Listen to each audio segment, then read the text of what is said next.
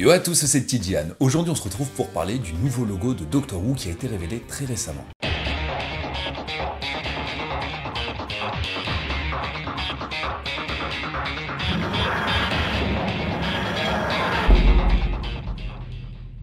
Alors oui, ce n'est peut-être pas l'information la plus importante de l'année pour Doctor Who, mais quand même c'est un gros changement. On avait vu en 2005 avec Russell T Davies le logo en bandeau qui était, il faut le dire, assez vieillot, enfin ça faisait vraiment logo de 2005. Ce que je veux dire c'est que quand on voit ce logo, on voit tout de suite environ de quelle année il venait. C'est comme les logos des classiques, on voit bien que c'est les années 60, 70, 80. Ensuite, ils ont voulu moderniser un peu le logo avec l'air de Moffat en mettant quelque chose de plus typographique, en rajoutant un petit logo ici, DW, qui formait le TARDIS, que je trouvais ultra ingénieux. Et ça aurait pu devenir juste le petit logotype de la série, mais ça a été complètement enlevé avec l'air de Peter Capaldi pour un logo purement typographique. Ensuite, l'arrivée de Chibnall a complètement cassé les codes avec un logo qui, plus d'être typographique, ressemblait un peu plus à un logo qu'à une police d'écriture. Le tout avec un soleil brûlant en arrière-plan de ce logo. Bref, pourquoi est-il important de parler de l'arrivée de ce nouveau logo? Premièrement, parce que peut-être vous n'avez pas vu passer l'information, donc je vous la passe. La deuxième, c'est que ce logo correspond beaucoup plus aux classics,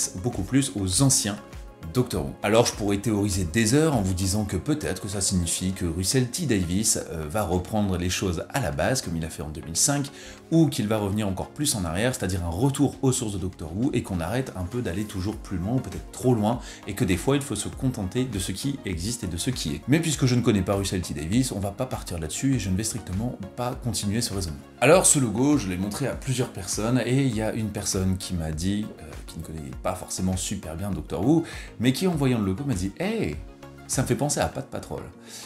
Je vais vous mettre les deux logos là, l'un à côté de l'autre, et c'est vrai qu'il y a un petit air quand même, hein. Il y a une inversion entre le texte, entre les deux bandeaux de texte, mais au final ça reste quand même assez similaire.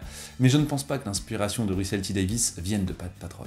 Enfin bref, du jour au lendemain, ce logo est apparu partout. Il y a eu la Comic Con en Angleterre, à Londres il me semble, où il y avait déjà tous ces logos imprimés le lendemain de leur diffusion. Il y avait tous les posts Instagram qui ont changé, les vidéos, le Facebook, YouTube, etc. Tout a changé d'un coup, voilà, c'est vraiment un plan qui est prévu depuis de longue date.